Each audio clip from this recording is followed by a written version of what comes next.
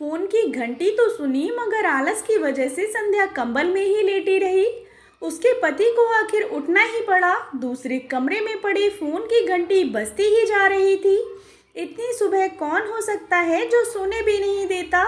इसी चिड़चिड़ाहट में विजय ने फोन उठाया। हेलो कौन? तभी दूसरी तरफ से आवाज़ सुन उसकी सारी नींद खुल गई।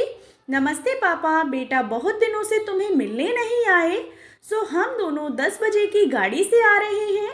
दोपहर का खाना साथ में खाकर हम 5 बजे की गाड़ी से वापस लौट जाएंगे। ठीक है पापा, मैं स्टेशन पर आपको लेने आ जाऊंगा। फ़ोन रखकर वापस कमरे में आकर अपनी पत्नी संध्या को बताया कि मम्मी पापा 10 बजे की गाड़ी से आ रहे हैं और दोपहर का खाना हमारे साथ ही खाएंगे। कंबल में लेटी संध्या का पारा एकदम 7वें आसमान पर चढ़ गया और बोली, संडे को भी चैन से सोने नहीं देते।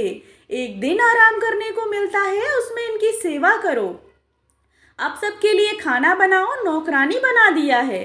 गुस्से से उठी और बाथरूम में चली गई। विजय हक्का बक्का हो उसे देखता ही रह गया। जब वह बाहर आई तो विजय ने पूछा, क्या बनाओगी?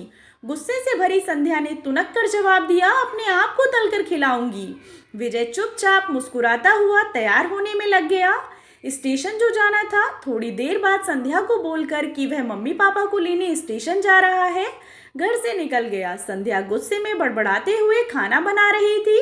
दाल सब्जी में नमक मसाले ठीक हैं या नहीं की परवाह किए बगैर बस करछी चलाए जा रही थी।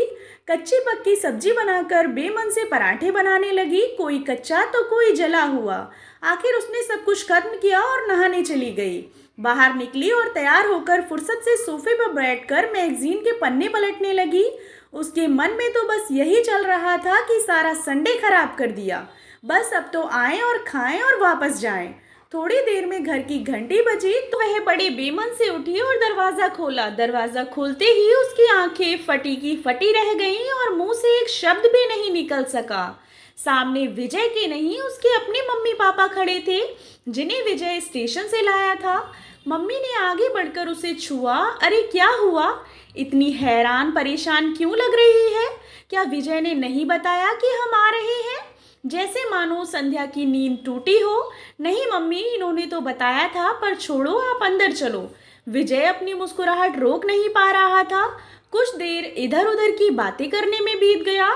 थोड़ी देर बाद पापा ने कहा, सिर्फ बातें करती रहोगी या कुछ खिलाओगी भी? यह सुनकर तो मानो संध्या को सांप सूंघ गया। और करती भी क्या बेचारी, अपने हाथों से ही बना आधा कच्चा और जले हुए खाने को ही परोसना पड़ा। मम्मी पापा खाना तो खा रहे थे, मगर उनकी आंखों में एक प्रश्न था जिसका जवाब ढूंढ रहे थे। आखिर इतना स्वादिष्ट खाना बनाने वाली उनकी बेटी उन्हें ऐसा खाना खिला रही है। संध्या बस मुंह नीचे कर खाना खा रही थी। मम्मी पापा से आंख मिलाने की उसकी हिम्मत नहीं हो पा रही थी। खाना खत्म कर सब ड्राइंग रूम में आकर बैठे। तभी विजय ने कहा, कुछ काम है, अभी आता हूँ, कहकर थोड़ी देर के लिए बाहर निकल गया। विजय के जाते ही मम्मी, जो बहुत देर से चुप बैठी थी, बोल पड़ी, क्या विजय ने बताया नहीं था कि हम आ रहे हैं? तो अचानक संध्या के मुंह से निकल गया कि विजय ने सिर्फ यही कहा था कि मम्मी पापा लंच पर आ रहे हैं। मैं समझी उसके मम्मी पापा आ रहे हैं। फिर क्या था, मम्मी को समझते देर नहीं लगी कि मामला है क्या। बहुत दुखी मन से उन्होंने संध्या को समझाया, बेटी हम हो या उसके मम्मी पापा, तुम्हें तो बराबर का सम्मान करना चाहिए। मम्मी पापा क्या कोई भी घर आए तो खुशी खुशी अपनी हैसियत के मुताबिक सेवा करो। जितना किसी को सम्मान दोगी उतना ही तुम्हें प्यार और इज्जत मिलेगी। और विजय जैसे हमारी इज्जत करता है, उसी तरह तुम्हें भी उसके माता पिता की इज्जत करनी चाहिए। रिश्ता कोई भी हो, हमारा या उसका फर्क नहीं पड़ता है।